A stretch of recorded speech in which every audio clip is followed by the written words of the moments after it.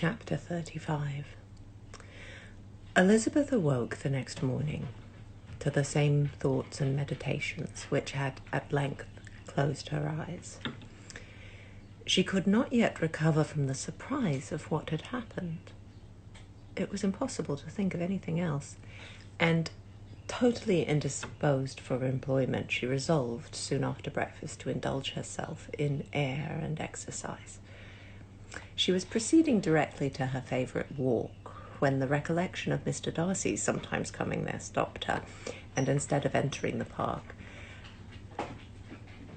she turned up the lane which led farther from the turnpike road. The park paling was still the boundary on one side, and she soon passed one of the gates into the ground. After walking 2 or 3 times along that part of the lane, she was tempted by the pleasantness of the morning to stop at the gates and look into the park.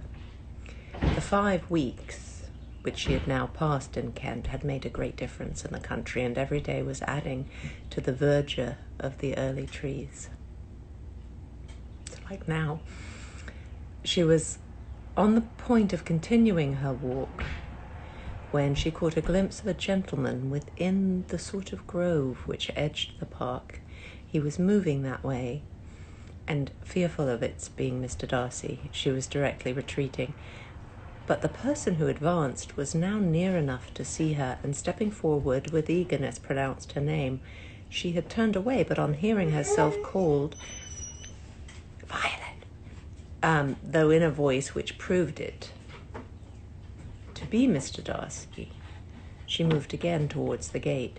He had by that time reached it also, and holding out a letter, which she instinctively took, said with a look of haughty composure, "I have been walking in the grove some time in the hope of meeting you. Will you do me the honour of reading that letter?" And then, with a slight bow, turned again into the plantation and was soon out of sight. With no expectation of pleasure, but with the strongest curiosity, Elizabeth opened the letter, and to her still increasing wonder, perceived an envelope containing 2 sheets of letter paper written quite through in a very close hand. The envelope itself was likewise full. Pursuing her way along the lane, she then began it. It was dated from Rosings at 8 o'clock in the morning, and was as follows: "Be not alarmed, madam, on receiving this letter, by the apprehension of its containing any repetition of those sentiments or renewal of those offers which were last night so disgusting to you. I write without any intention of paining you or humbling myself, by dwelling on wishes which, for the happiness of both, cannot be too soon forgotten, and the effort which the formation and the perusal of this letter must occasion should have been spared, had not my character required it to be written and read. You must, therefore, pardon the freedom with which I demand your attention. Your feelings, I know, will bestow it unwillingly, but I demand it of your justice. 2 offences of a very different nature, and by no means of equal magnitude, you last night laid to my charge. The first mentioned was that, regardless of the sentiments of either, I had detached Mr. Bingley from your sister, and the other, that I had, in defiance of various claims, in defiance of honour and humanity, ruined the immediate prosperity and blasted... Sorry, it just told me my notification that I spent half an hour on Instagram already. Yes, I have. Thank you. And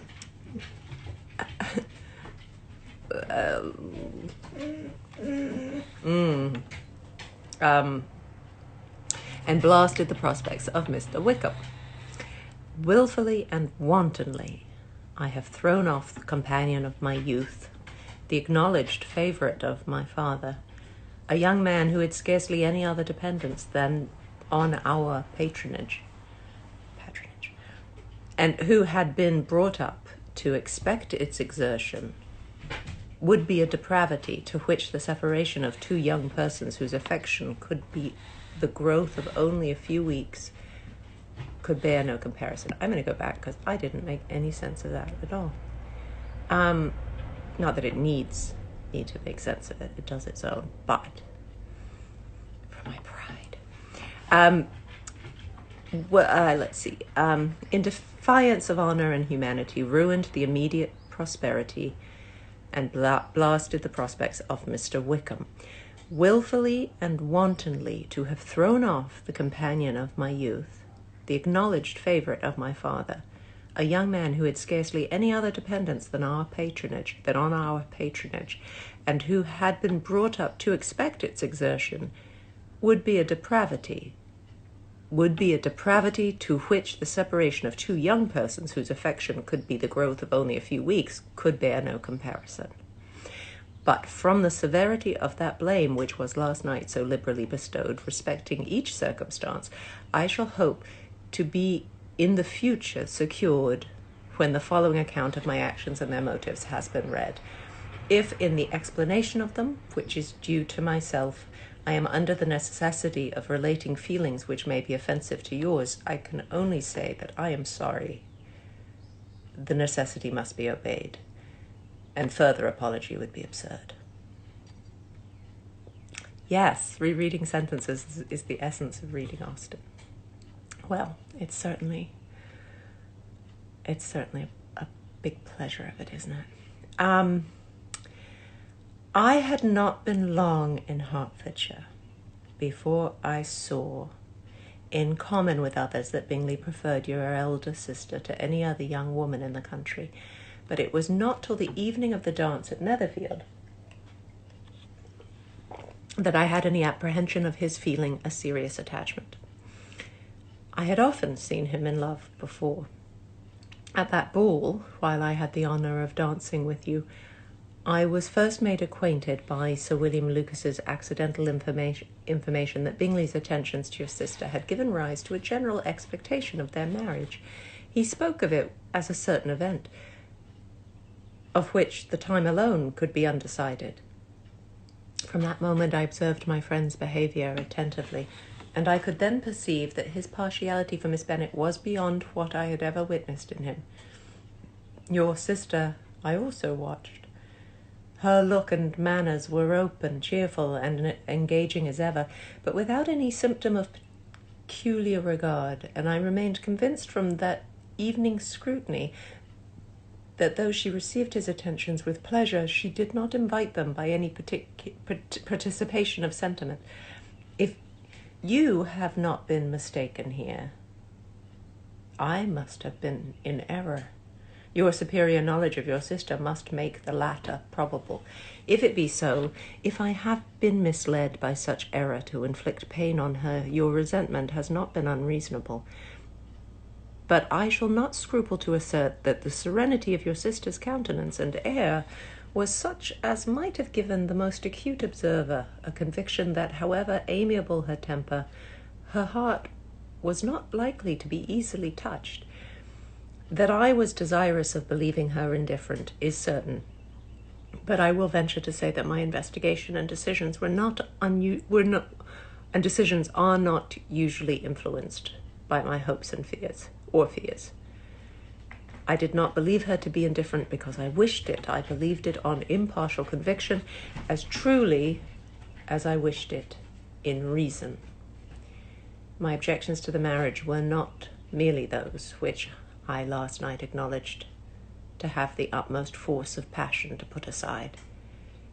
In my own case, the want of connection could not be so great an evil to my friend as to me. But there were other causes of repugnance, causes which, though still existing, and existing to an equal degree in both instances, I had myself endeavoured to forget, because they were not immediately before me. These causes must be stated, though briefly. The situation of your mother's family, though objectionable, was nothing in comparison to that total want of propriety so frequently, so absolutely, so almost uniformly betrayed by herself by your 3 younger sisters, and occasionally even by your father. Pardon me. It pains me to offend you. But amidst your concern for the defects of your nearest relations, and your displeasure at this representation of them, let it give you consolation to consider that to have conducted yourselves so as to avoid any share of the like censure is praise no less generally bestowed on you and your elder sister than it is honourable to the sense and disposition of both. I will only say farther that from what passed that evening, my opinion of all parties was confirmed and every inducement heightened, which could have led me before to preserve my friend from what I esteemed a most unhappy connection. He left Netherfield for London on the following day, as you, I am certain, remember, with the design of soon returning. The part which I acted is now to be explained. His sister's uneasiness had been equally excited by my...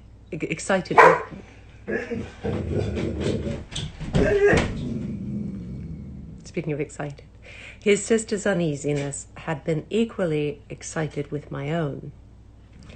Our coincidence of feeling was soon discovered, and alike sensible that no time was to be lost in detaching their brother, we shortly resolved on joining him directly in London. We accordingly went, and there I readily engaged in the office of pointing out to my friend the certain evils of such a choice. I described and enforced them earnestly. But however this remonstrance might have staggered or delayed his determination, I do not suppose that it would ultimately have prevented the marriage had it not been seconded by the assurance that I hesitated not in giving of your sister's indifference. He had before believed her to return his affection with sincere, if not equal, regard, but Bingley has great natural modesty, with a stronger dependence on my judgment than on his own. To convince him, therefore, that he had deceived himself was no very difficult point.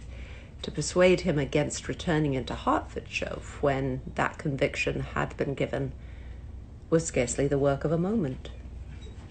I cannot blame myself for having done thus much. There is but one part of my conduct in the whole affair on which I do not reflect with satisfaction. It is that I condescended to adopt the measures of art so far as to conceal from him your sister's being in town. I knew it myself, as it was known to Miss Bingley, but her brother is even yet ignorant of it. That they might have met without ill consequence is perhaps probable, but his regard did not appear to me enough extinguished for him to see her without some danger. Perhaps this concealment, this disguise, was beneath me. It is done, however, and it was done for the best.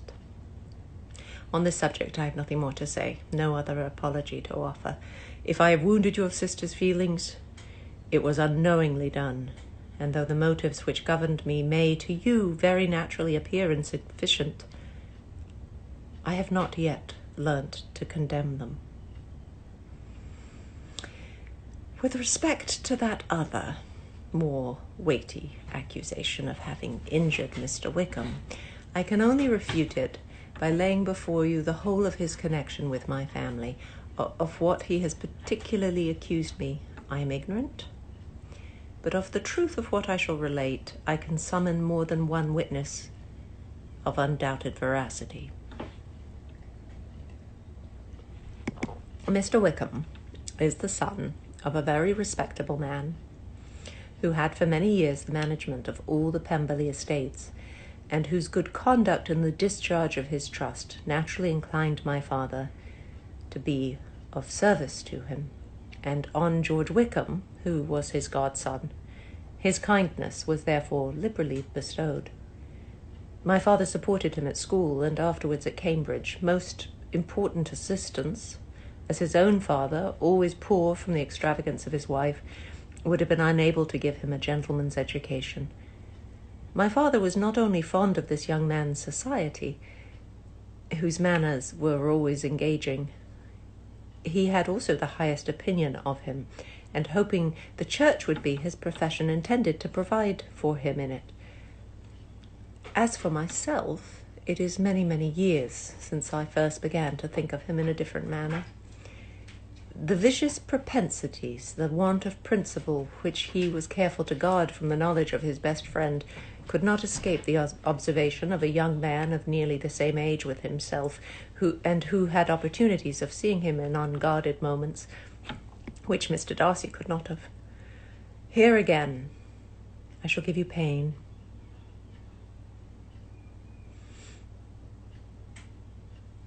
I seem to have completely lost my... Oh, here again I shall give you pain. To what degree, you only can tell. But whatever may be the sentiments which Mr. Wickham has created, a suspicion of their nature should not prevent me from unfolding his real character. It adds even another motive. My excellent father died about 5 years ago, and his attachment to Mr. Wickham was to the last steady, so steady, that in his will he particularly recommended it to me to promote his advancement in the best manner that his profession might allow, and if he took orders, desired that a valuable family living might be his as soon as it became vacant. There was also a legacy of £1,000. His own father did not long survive mine, and within half a year from these events Mr. Wickham wrote to inform me that, having finally resolved against taking orders, he hoped I should... Sorry, my glasses have 3 levels of magnification. They get in the wrong place when it's at the top of the page sometimes. 3 levels of decay. His own father did not long survive mine, and within half a year from those events, Mr. Wickham wrote to inform me that, having finally resolved against taking orders, he hoped I should not think it unreasonable for him to expect some more immediate pecuniary advantage. He hoped I should not think it unreasonable for him to expect some more immediate pecuniary advantage in lieu of the preferment by which he could not have be benefited. He had some intention, he added, of studying law, and I must be aware that the interest of £1,000 would be very insufficient support therein. I rather wished than believed him to be sincere, but at any rate was perfectly ready to accede to his proposal. I knew that Mr. Wickham ought not to be a clergyman.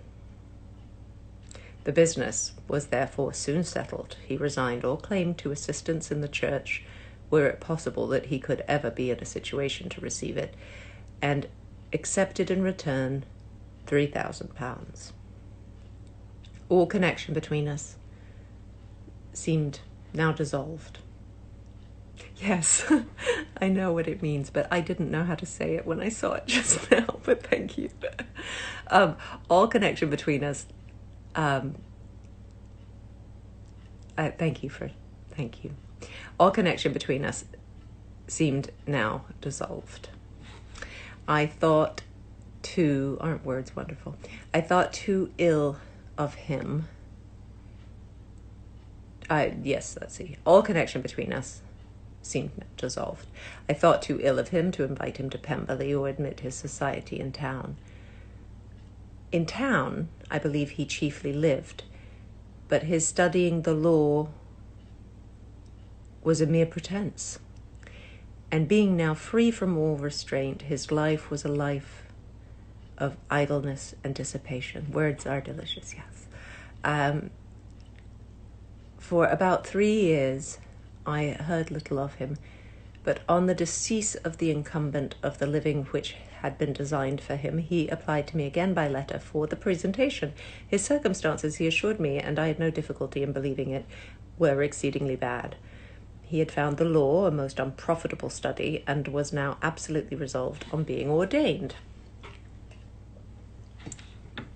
If I would present him to the living in question, of which he trusted there could be little doubt, as he was well assured that I had no other person to provide for, and I could not have forgotten my revered father's intentions. You will hardly blame me for refusing to comply with this entreaty, or for resisting every repetition to it. His resentment was in proportion to the distress of his circumstances, and he was doubtless as violent in his abuse of me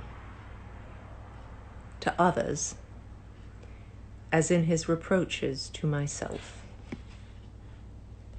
And he was doubtless as violent in his abuse of me to others as in his reproaches to myself. After this period, every appearance of acquaintance was dropped. How he lived, I know not. But last summer, he was again most painfully obtruded on my notice. Yes, go get him, Violet. Okay, baby. Violet, come here. I must now mention a circumstance which I would wish to forget myself, and which no obligation less than the present should induce me to unfold to any human being. Having said thus much, I feel no doubt of your secrecy. My sister, who is more than 10 years my junior, was left to the guardianship of my mother's nephew, Colonel Fitzwilliam, and myself. About a year ago, she was taken from school, and an establishment formed for her in London, and last summer she went with the lady who presided over it to Ramsgate, and thither also went Mr. Wickham, undoubtedly by design, for there proved to have been a prior acquaintance between him and Mrs. Young, in whose character we were most unhappily deceived, and by her connivance and aid he so far recommended himself to Georgiana, whose affectionate heart retained a strong impression of his kindness to her as a child, that she was persuaded to believe herself in love, and to consent to an elopement.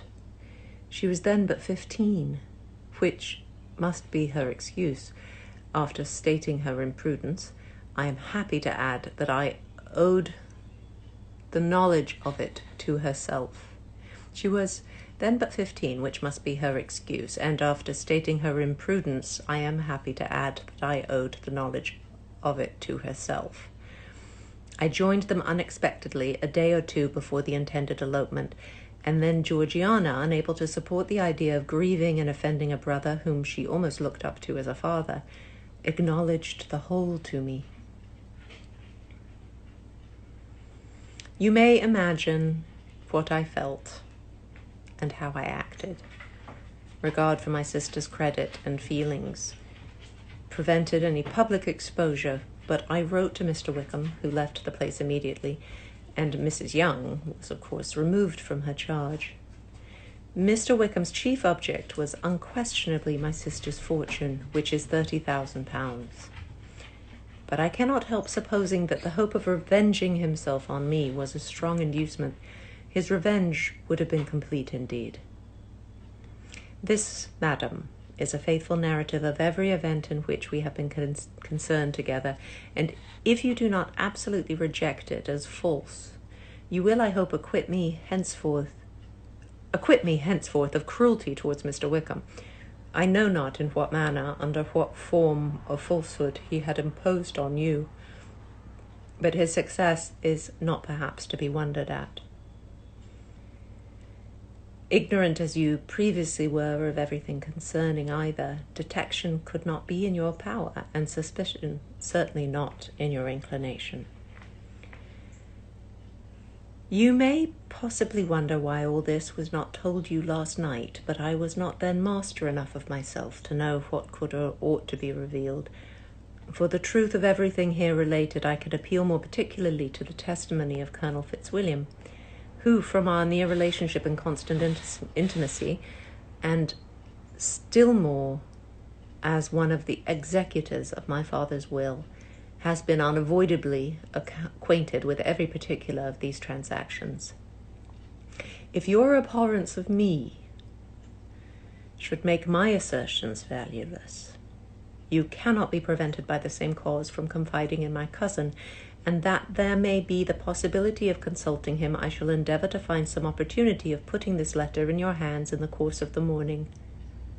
I will only add, God bless you, Fitzwilliam Darcy. There. Good morning, or afternoon, or evening, wherever you are. Thank you for sheltering with me. And, yes, we'll soldier on. More tomorrow.